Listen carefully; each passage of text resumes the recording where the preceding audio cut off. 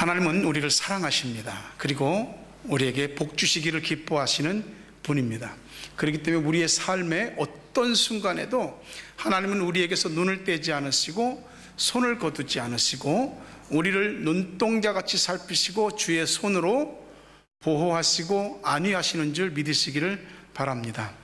뉴질랜드 와서 운전을 하시다 보면은 어떤지 모르겠어요. 한국보다는 좀 쉬운 것 같아요.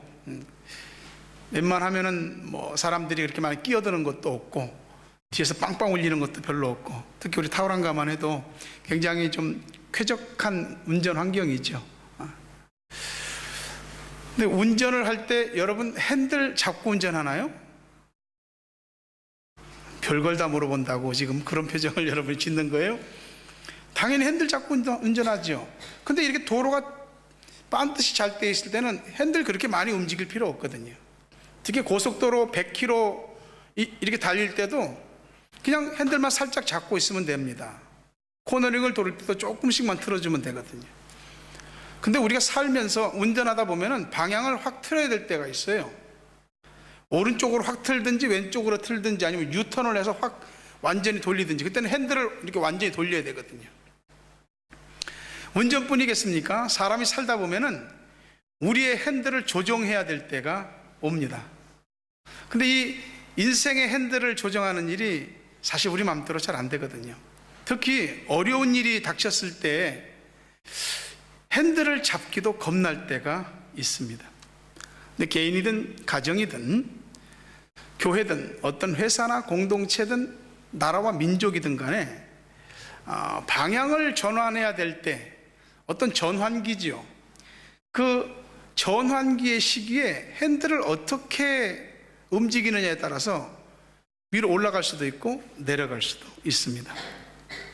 살다 보면 내가 원해서 뭘 좀 바꿔봐야 되겠다 해서 바꾸는 경우도 있고, 내 의지와 상관없이 뭐가 확 상황이 밀려 들어가고 바꿔야 될 때도 있습니다.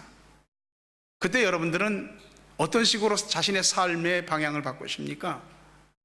이스라엘 백성들은 오늘 성경 말씀에 보니까 중요한 국면을 맞이하고 있습니다.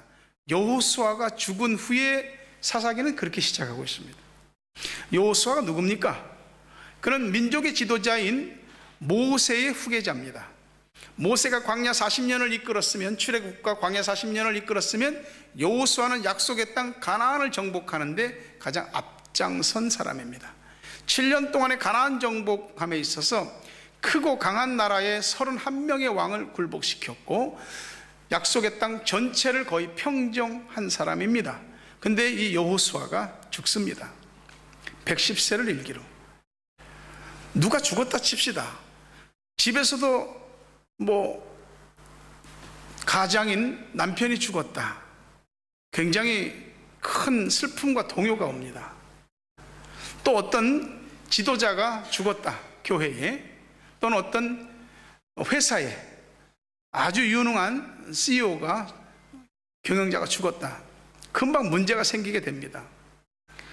정권이라고 하는 건 이루다 말할 수 없습니다. 만약에 누가 죽었다라고 하면은 그것이 예정된 나이에 의해서 또는 뭐 우리가 알 수 있는 죽음이든지 아니면 급변해서 죽었든지 혼란에 빠질 수 있는 시기고, 이 시기를 야욕을 가진 사람들은 정권을 찬탈하는 시기로 삼기도 하는 위기의 순간이지요.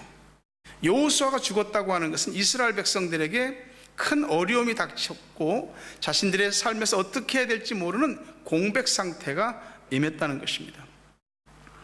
그때 이스라엘 공동체가 가장 먼저 뭘 했는지 아십니까? 1절 말씀에 뭐라고 되어 있냐면, 이스라엘 자손이 여호와께 여쭈어 이르되, 하나님께 물어봤다는 겁니다. 여호수아가 죽은 것과 같은 우리 삶의 어려움, 예기치 않은 어떤 난관들, 이때 어떡합니까? 하나님께 물어보라고.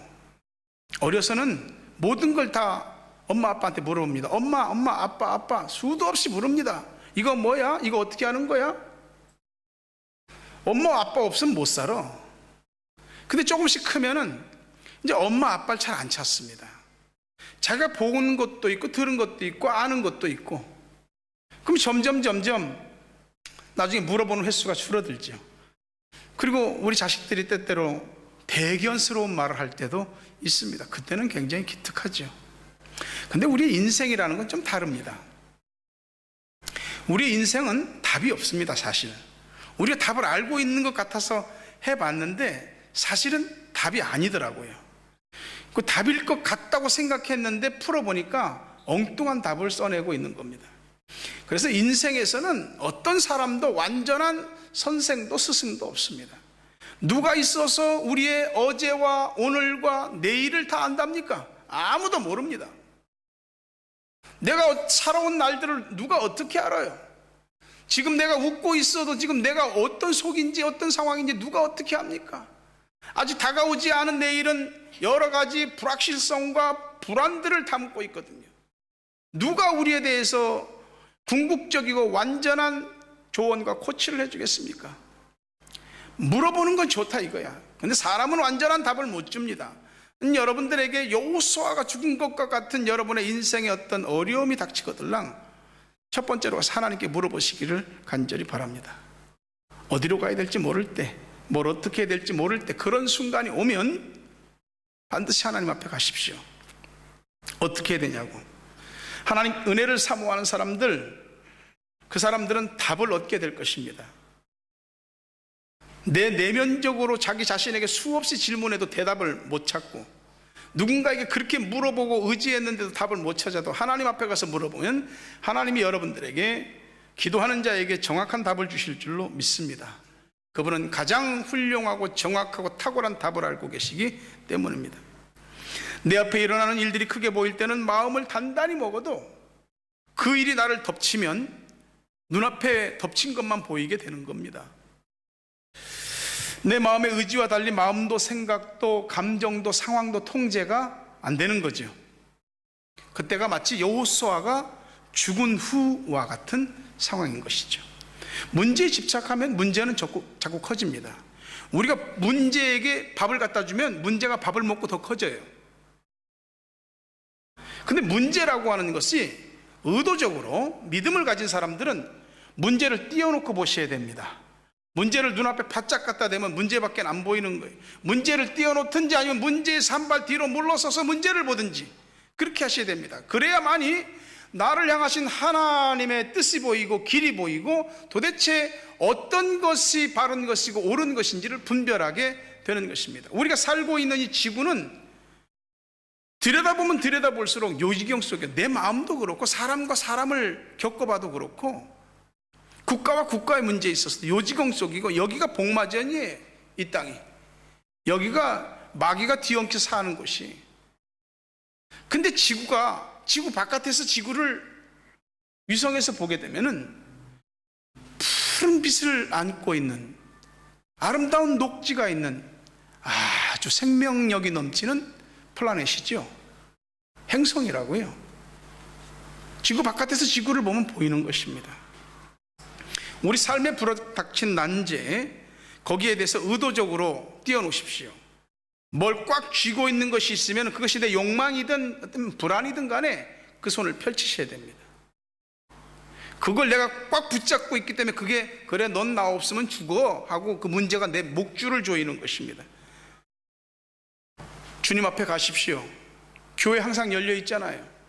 주님 알려주십시오. 가장 선하신 주님의 마음이 내 마음에 와닿게 해주십시오. 주님, 이 결정이 바른 것입니까? 내가 지금 하려고 하는 게 옳은 것입니까? 주님 알려주십시오. 확신을 주십시오. 여러분, 주님 앞에 기도하라고 주님이 돈 내라고 합니까? 엎드려서 주님께 물어보라고 하시잖아요. 거기까지가 우리가 할 일입니다. 그 다음은 기도를 들으신 하나님이 하실 일만 남은 거죠. 주님은 우리한테 왜 기도도 하지 않고 나에게서 무엇을 원하느냐라고 말씀하시는 겁니다. 제가 이곳에서 타브랑가 샘물교회와 올해로 14년입니다. 14년을 섬겨오면서 따로 조용하게 이 어떤 목회나 여러 가지 주님의 교회에 대한 구상들을 가져본 적이 없습니다.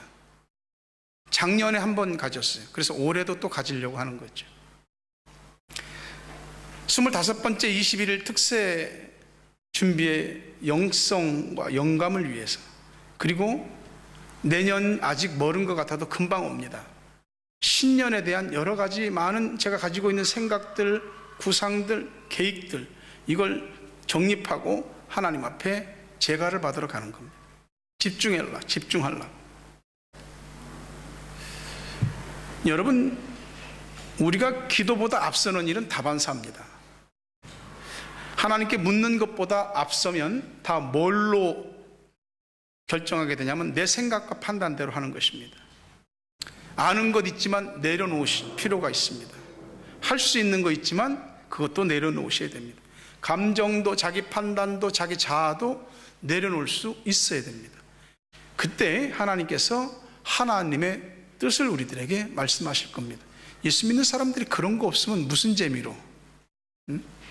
우리가 일반적으로 아는 것과 남들하고 똑같은 선에서 도토리 키재기식으로 예수 믿고 교회 다닌다는 거, 그거 하나만 가지고 신앙생활을 합니까? 아니죠. 하나님 앞에 엎드리시면 거기서 답을 찾을 겁니다. 시편 37편이나 73편이나 도대체 악인이 잘 되는 것을 이해할 수가 없다. 왜 하나님의 의인들이 고통을 받고, 왜 악인들이 더 번성하고 잘되고 장수하고 부귀와 영화를 누리고, 이해할 수가 없다. 하나님은 도대체 왜 악을 허용하시며 도대체 왜 그들의 번성을 묵인하시고 있는가? 고통스러웠어요. 자기 안에 엄청난 번민이 일어나는 거예요. 뭐라고 그럽니까? 내가 하나님의 성소에 들어갈 때에야 비로소 깨달았다. 하나님의 존전에 나와서 엎드려 봐야지 비로소 알게 되는 겁니다. 답을 알고 있으면 순종하시고, 모르면 겸손하게 하나님의 뜻을 찾고 기다리셔야 됩니다. 그 사람에게는 여호수아가 죽은 것과 같은 그런 상황이다 할지라도 반드시 하나님께서 길을 보여주시고 그 길로 인도하실 것입니다. 두 번째 우리가 생각하고자 하는 것은 여호수아가 죽은 이후에 이스라엘 백성들의 태도입니다. 멈췄던 일을 다시 시작하는 겁니다. 1절 말씀 보니까 우리 가운데 누가 먼저 올라가서 가나안 족속과 싸우리까? 여호수아가 이스라엘 백성들을 이끌어서 이 정복한 가나안 정복의 7년 역사는 여호수아가 군 테두리를 다 정복한 겁니다. 그리고 하나님의 일을 위해서 구별된 레위 지파만 빼고 나머지 지파에게 제비 뽑아서 땅을 분배했습니다. 나는 여기 자기 맘대로가 아니고 제비 뽑아서 다 땅을 얻게 했습니다. 그리고 너희들이 제비 뽑아 얻어 분배받은 땅에 있는 그 남은 잔당들은 너희 각 지파가 쫓아내라는 것입니다. 그 싸움을 지금 다시 시작하는 거죠. 예수 그리스도께서 그 누구도 풀 수 없는 죄와 사망의 문제를 이 땅에 낮아지심으로 오셔서 고난당하심으로 죽으심으로 우리 가운데 죄와 사망의 문제를 풀으시고 부활하심으로 마귀의 목을 밟으셨습니다. 마치 여호수아가 31명의 왕의 목을 밟았던 것처럼. 그리고 우리들에게 말합니다. 너희들에게 십자가와 부활을 통해서 구원의 길이 열리고 선물로 주어졌으니 각자가 싸워야 될 영적 싸움을 싸우라는 것입니다. 우리 자신에게 주어진 싸움이 있어요. 주님께서 다 이기셨지만은 우리가 싸워야 될 싸움이 있다고요. 아무리 함포에서 사격을 하고 비행기에서 지상을 향해서 공격을 해도 결국은 지상군이 들어가서 그 땅을 정복해야지 마침내 정복한 거거든요. 주께서 다 이루어 놓으신 승리지만 우리는 우리 각자가 싸워야 될 개인의 영적 전쟁과 가정의 영적 전쟁과 교회의 영적 전쟁들이 있습니다. 주님께서 다 이루어 놓으신 싸움을 이제 부활 승천하셔서 하나님 우편 보좌에서 우리를 보고 계시는 것이죠. 우리 모두에게는 각자 싸워야 될 싸움들이 있습니다. 부디 우리의 싸움의 대상이 마귀와 육신과 세상이어야 할 것입니다.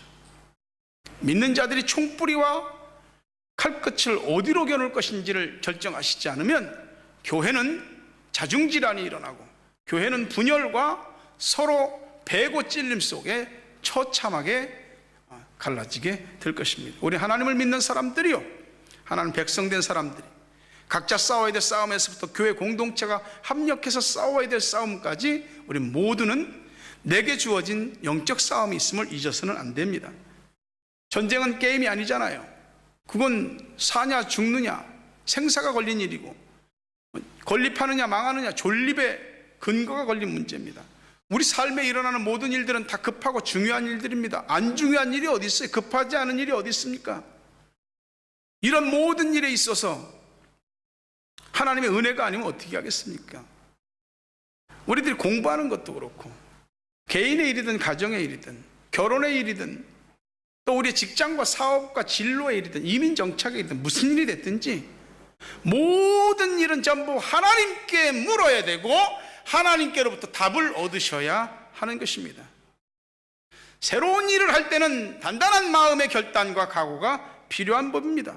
변화는 쉽지 않죠. 고정관념을 깨는 일이 쉽겠습니까? 지금까지 내 몸에 익어온 라이프 스타일을 버리는 일이 쉽겠습니까? 내 마음과 생각이 지 하고 싶은 대로 하는 이 괴물 같은 자기 자아를 통제하는 일이 이게 쉽겠습니까? 변화는 우리 모두가 원하면서도 변화를 두려워하는 이유는 변화함을 통해서 주어지는 안전성이 보장되지 않기 때문에 그런 것입니다.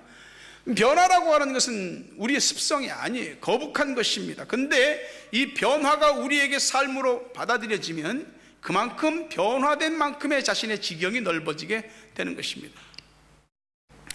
어떤 여자분이 생머리를 길게 길렀습니다. 그분의 그 자랑이기도 하고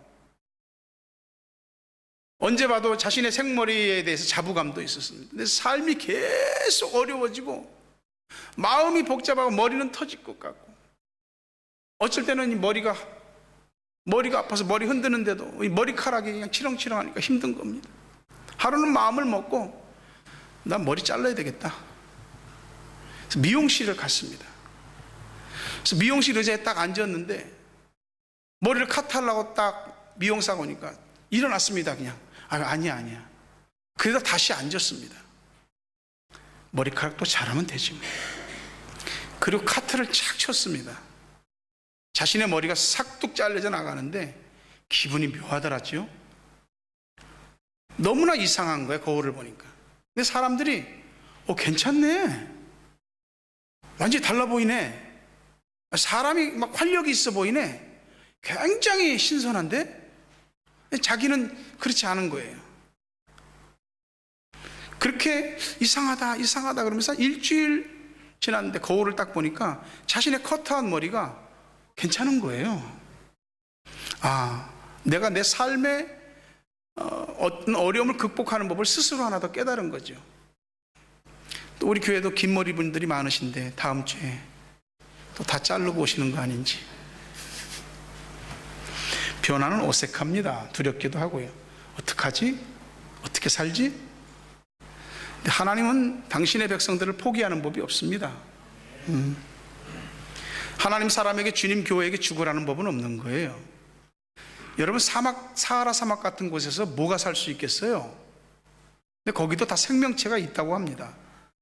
사하라 사막에도 65종류의 포유류와 또 90종의 조류가 살고 있고, 사하라 사막에만 살고 있는 것도 26종이나 된답니다. 못 살긴 왜 못 살아요? 다 살아요. 하나님이 절대 포기하지 않기 때문에 그럽니다. 우리는 우리 조국으로부터 직선거리로 거의 5,000km에 이르는 먼 이국 땅 뉴질랜드에 살고 있습니다. 이민 와서 정착하신 분들도 있고 자녀를 교육시키는 분들도 있고, 또 여기서 새로운 환경에 적응해서 이민을 정착하기 위해서 꿈꾸고 하나님에 대한 소망을 꾸는 사람도 있습니다. 젊은 청년들은 워킹 홀리데이라고 하는 이 자격으로 여기 와서 견문도 넓히고 세상과 사람과 인생에 대한 많은 것들을 새롭게 도전하고 있습니다. 우리나라가 아니니까 뭐 하나 쉽지가 않습니다. 왜 이렇게 영어 한마디 하려면 입이 안 떨어지는지. 하지만 우리 하나님께서 우리를 여기까지 이끄셨고 지금 이 자리까지 인도하신 것을 믿으시기를 바랍니다. 하나님께서 우리 손에 넘겨주시면 안 되는 일 없는 줄 믿으시기를 주의 이름으로 축원합니다. 2절 말씀 보니까 여호와께서 이르시되 유다가 올라갈지니라, 보라 내가 이 땅을 그 손에 넘겨주었노라. 이 땅을 내가 너에게 넘겨주었다라고 말하는 이 말씀 우리에게도 유효한 줄 믿으시기를 바랍니다. 하나님을 인해서 꿈을 가진 사람들, 하나님을 인해서 소망을 갖는 사람들은 지금까지 멈췄던 일들을 다시 시작하십시오. 기도하다가 멈췄던 일 다시 기도하기 시작하고, 예전에 손댔다가 안 된 일들이 있으면 다시 손대기 시작하십시오. 실패한 자리가 있으면 실패한 자리에서 다시 그 일을 도전하십시오. 우리 하나님께서 그때그때마다 주시는 은혜가 있을 것입니다. 유다 지파가 먼저 올라가라. 내가 올라가면 다 책임지겠다고 약속하셨습니다. 이민자로서 이 땅에서 살아가는 우리 모두에게 이 말씀 하나님께서 주신 줄 믿습니다. 이 땅에 가진 어려움과 열악함이 있다 할지라도 하나님께서 손대 주시는 사람들마다 그 앞에 길이 열리고 살 길이, 또 넓은 길이 생겨나게 될 줄로 믿습니다.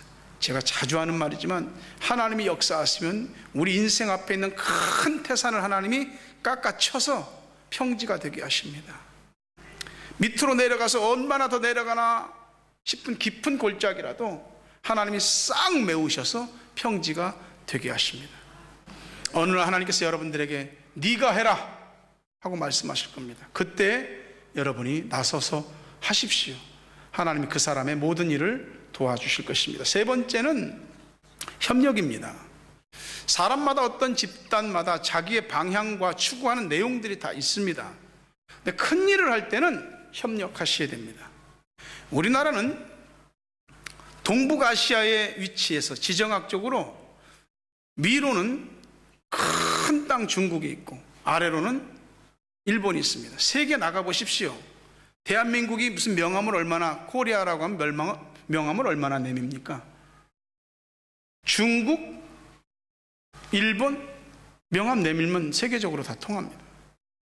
지정학적으로 위로는 중국과 아래는 일본 사이에 이렇게 샌드위치 속같이 끼어있는 게 우리나라입니다. 그것도 남한 북한이 반 잘려서. 근데도 우리나라 사람들이 얼마나 대단합니까? 위로는 그 큰 중국을 중국놈이라고 하고, 아래는 세계적으로 그 막강한 일본의 사람들 일본놈이라고 한다 이 말이에요. 그러니까 위아래로 놈 하면서 이렇게 대단한 민족이거든요. 근데요, 우리 민족이 좀 잘 못하는 게 있습니다. 그건 협력입니다. 모든 면에 있어 협력이 잘 안 됩니다. 일상적인 것도 그렇고 정치적인 것도 그렇고. 큰 뜻을 향해서는 마음을 합치하셔야 됩니다. 중국이나 일본이나 우리가 놈놈하지만은 이 사람들 자기네 나라를 세계 무대 위에 내놓을 때는요, 일치된 말, 일치된 행동을 보입니다. 우리는 그런 점들이 너무 약한 거예요. 애들을 키워도 전부 다 개인 위주로 키우잖아요. 너는 쟤를 밟고서라도 올라가야 돼. 모든 학교의 친구들이 친구가 아닙니다. 다 경쟁자들입니다. 직장 생활에 하는 사람들이 직장 동료가 아니고 다 경쟁자들입니다. 그러니 정말로 그냥 피 튀기고 살이 찢기는 그런 싸움이 학교 다닐 때부터 있는 겁니다.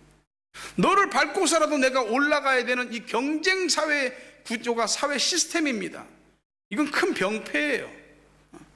이것이 세계 무대 속에서도 그런 것입니다. 외국에 나와서도 우리 민족들이 참 연합하지 못하는 이유들이 많습니다. 비하하고자 하는 게 아닙니다. 하나님은 누가 먼저 올라가 싸울까요? 그랬더니 유다 지파들아 올라가라 그럽니다. 유다 지파가 왜 나 먼저 불평하지 않습니다. 올라갑니다. 가장 큰 싸움에 가장 맨 앞장서는 것이죠. 유다 지파가 어떤 지파입니까? 다윗 왕을 배출한 지파요. 약속하신 메시아 예수 그리스도가 탄생한 지파가 유다 지파입니다. 하나님께서 네가 앞장서라. 만약에 여러분들에게 그러면은 그렇게 하겠습니다라고 순종하십시오. 누구 하기를 눈치 보지 말고 내게 주어진 일을 남에게 넘기는 걸 습관하지 마십시오. 하나님께서 유다 지파가 먼저 앞서라고 했을 때 유다 지파는 앞섰고, 또한 그래 우리가 해내자 그게 아니고 겸손하게 시몬 지파에게 손을 내밀었습니다. 좀 도와주라. 우리가 분배받은 이 땅에서 니네가 도와주면 우리가 우리 땅에 있는 잔당들을 쫓아내고, 또 너희 시므온 지파 땅에 있는 잔당들을 몰아낼 때는 우리 유다 지파가 가서 같이 도와줘서 몰아내자. 이게 동역의 중요성을 가르쳐주는 굉장히 중요한 말씀입니다. 집안에도 남자 혼자 합니까? 여자 혼자 합니까? 부모 혼자 합니까? 자식 혼자 합니까? 다 협력해야 되는 거거든요. 하나님의 일도 혼자 못하는 것이에요. 우리가 하나님의 일을 위해서 서로 협력해야 되는 이유는 그 하나님의 일이 선한 하나님의 뜻이 담긴 일이기 때문에 효율적으로, 능률적으로, 그리고 극대화시키기 위해서 협력하는 것이에요. 하나님 나라를 세우고 확장시켜가는 일을 그렇게 하는 것이지요. 혼자 하면 탈진하는 것입니다. 갈멜산에 능력이 있었던, 하늘의 불을 이끌어냈던 엘리야 선지자도 이세벨이 쫓아오고 사람들을 자꾸 죽이고 하니까 결국은 탈진해갖고 로뎀나무 밑에서 하나님 차라리 지금 내 생명을 거두어 가주십시오라고 말할 정도잖아요. 혼자서는 못하는 겁니다. 저는 제 마음속에 목사가 혼자 뛰는 교회가 되지 않게 하려고 몸부림쳤습니다. 그래서 평신도들에게 보다 더 많은 권한을 위임하고 여러분들과 함께 주님의 일을 섬겨가려고 그렇게 애를 썼죠. 그러다 보니까 교회를 섬겨가는데 중요한 게 뭐냐면 사람이거든요. 그 사람을 자꾸 보게 됩니다. 시험하게 됩니다. 이 사람이 과연 나와 함께 갈 사람인지, 이 사람이 이 짐을 맡겨줘도 짊어질 수 있는 사람인지, 과연 이런 상황에도 이 사람이 하나님을 의지하고 믿음으로 견뎌낼 수 있는 사람인지, 조금 부족해도 내가 옆에서 같이 기도하고 붙잡아주면 함께 갈 수 있는 사람인지 시험하는 것입니다. 모든 목회자들이 그렇지만 실망이 왜 없겠습니까? 배신은 왜 없겠습니까? 실망과 배신의 늪을 건너서 함께 갈 수 있는 일꾼들을 하나님 허락해 주시라고 그렇게 기도하는 겁니다. 그래서 저는 혼자 하지 않으려고 하는 거죠. 그래서 교회 안에서 어떤 사람들에게 직분을 주고 권한을 주었을 때는 그의 권위를 존중하셔야 됩니다. 그가 손을 내밀 때는 함께 그 손을 잡고 주의 일을 하셔야 됩니다. 만약에 누군가 나한테 내민 손에 대해서 거부한다면 그건 그 사람의 손을 거부하는 것이 아니고 주님의 손을 거부하는 것이에요. 왜? 그 사람은 교회가 하나님의 이름으로 임명한 사람이기 때문에 그렇습니다. 만약 그 권위를 인정하지 않으면 주님의 권위를 인정하지 않고 교회의 권위를 인정하지 않는 것이죠. 만약에 누군가를 앞세운 그 사람을 무시하고 하찮게 여긴다면 그 사람은 주님과 주님의 교회의 결정을 무시하는 것입니다. 나중에 자기도 무시를 당하게 되는 것이죠. 교회에서 어떤 기관이, 어떤 부서가 무슨 일을 한다고 할 때에 그 일을 손 내밀면 같이 손을 잡아줄 수 있어야 됩니다. 손도 내밀 수 있는 겸손함이 있어야 되고 손을 잡아줄 수 있는 진실함도 있어야 되는 거죠. 목사가 손을 내밀 때, 교역자가 손을 내밀 때, 기관장이, 부서장이 손을 내밀 때 그 손을 잡아서 함께 일을 이룰 수 있어야지, 누군가 내가 내 인생에서 내 힘으로 풀 수 없는 난제들을 겪을 때 누가 와서 내 일을 함께 해 주는 것입니다. 빨리 가려면 혼자 가고 멀리 가려면 함께 가셔야 됩니다. 누군가 주님 일을 하면서 마음 썩고 아픈 일이 있다면 그건 자기가 기도해야 될 자기 책임이야. 그러나 그 속에서 계속 손잡기를 거부한다면 그 사람은 그 사람대로 하나님 앞에 잘못하고 있는 거예요. 지난주일 성경학교 했는데 굉장히 팀워크를 잘 이루어서 했습니다. 계속 기도했고 준비했고 애들 앞에 서기 위해서 그 4일 동안 서기 위해서 한 달 반 이상을 계속해서 모여서 기도하고 준비하고 단 3, 4일에 쏟아부으려고. 그리고 우리 학생들이 얼마나 잘 봉사해 줬는지 우리 애들이 참 소중해요. 자기보다 어린 애들 전부 손잡고 잘 어린 애들 케어해 주면서 우리 학생들이 섬겨주고 남녀전도에서 이런저런 모습으로 섬기시고 음식으로 봉사해 주시고 물질로 손보태 주시고 얼마나 감사한지 몰라요. 이 앞에서 하는 사람들이 믿음으로 하면은 그 부서에서 하는 사람들이 따라 주셔야 됩니다. 오늘 새신자 환영회 있잖아요. 오후 3시에 며칠 전부터 날씨 비 온다고 해갖고 사람들이 어떡하지? 난 솔직히 비 와도 걱정 안 합니다. 여기 다 밀어버리고 여기서 안에서 놀면 되니까. 근데 우리 새신자 담당하는 우리 이현호 부장집사님이 다른 사람들 그 일기예보 앱에는 전부 비가 온다고 썼는데 내 일기예보는 그런 거 없는데요? 본인만 없는 거야. 믿음이죠. 또 놀다가 비 오면 어때? 비 오면 좀 비 좀 맞으면 되지. 저도 비 맞으면 머리 잔디 좀 나고 좋을 거 아니에요. 하나님께서는 누구든지 앞장서서 하는 사람들을 귀히 보시고 그 사람들이 손을 내밀 때 그 손을 잡고 협력하는 사람들을 귀하게 보시는 겁니다. 주님 일 하면서 말귀를 알아먹어야 되는 거죠. 말귀 못 알아먹으면 굉장히 힘든 겁니다. 벽에다 대고 이야기하는 거. 그냥 겉으로 보여지는 것만 가지고 막 얘기하기 시작하면은 아무것도 아니에요. 뭔지 지어낸 얘기지만 삼국지에 나오는 관우, 유비, 장비가 이제 영화를 보러 이제 갔어. 극장에 갔는데 장비가 막내니까 내가 형님 내가 극장표 사올게 하고 갔어. 갔는데 보니까 조금 있다 막 소리가 나는 거야. 야이 막 하면서 쟤 또 일 났다. 가 보니까 매표소 직원 멱살 붙잡고 막 흔들어대는 거야. 야, 너 왜 그러냐? 너 정신 좀 그만 좀 하라. 형님 화 안 나게 생겼냐고. 여기 좀 보세요. 극장에 맨 앞에 뭐라고 써 있냐면 조조 할인 이렇게 써 있는 겁니다. 왜 조조만 할인해 주냐고. 왜 조조만? 여러분 눈앞에 있는 일만 가지고 우리가 이야기하기 시작하면은 이 말이 안 되는 겁니다. 하나님이라는데 말귀 못 알아먹고 자기가 듣고 싶은 것만 듣고 보고 싶은 것만 듣고 자기 하고 싶은 것만 하는 사람은 일꾼이 못 돼요. 오래 예수를 믿었어요. 오래 믿은 예수 믿는 맛이 나야지. 말씀을 많이 알고 성경대로 이 교회 생활을 잘 알면 그만큼 충성해야지. 주님 일에 앞장서고 누가 앞장서서 가면 그 손 잡아주는 여러분 되시기를 간절히 바랍니다. 끝으로 하나만 정리하려고요. 이렇게 유다 지파와 시므온 지파가 연합해서 점령한 땅이 베색입니다. 어마어마하게 강력한 족속들이 살고 있는 것이. 근데 다 점령했어요. 그리고 그 점령한 것에 보니까 아도니 베색이라고 하는 가장 강력한 사람을 잡아서 엄지손가락과 엄지발가락을 끊었습니다. 징계한 것이죠. 근데 그 아도니 베색이 그런 말을 합니다.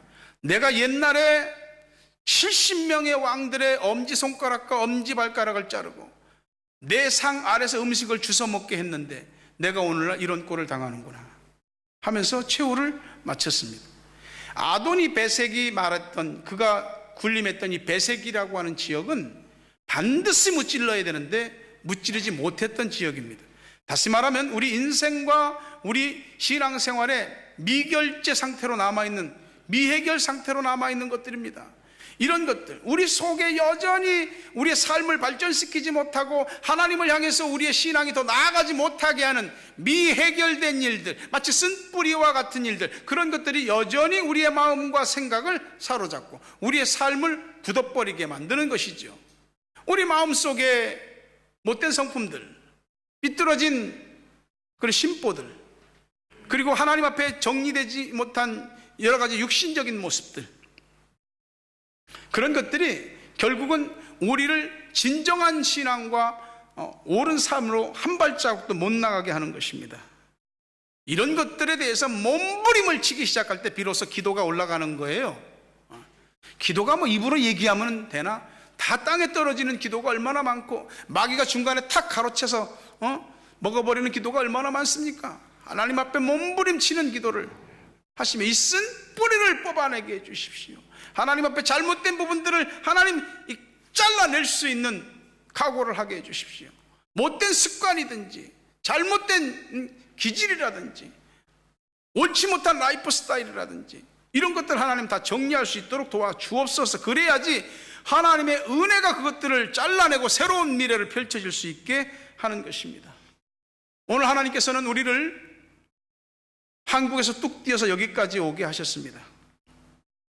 지금까지 살아오면서도 여러 가지 많은 일들을 겪었겠지만 여호수아가 죽은 후와 같은 상황, 난제, 어려움, 인생에서 이러지도 못하고 저러지도 못한 어떤 상황들이 임할 때 여러분 어떻게 하시겠습니까? 오늘 말씀을 딱 기억하십시오. 무조건 하나님한테 가서 물어보십시오. 기도 자리로 나오십시오. 그리고 하나님께서 말씀하시면 앞장서십시오.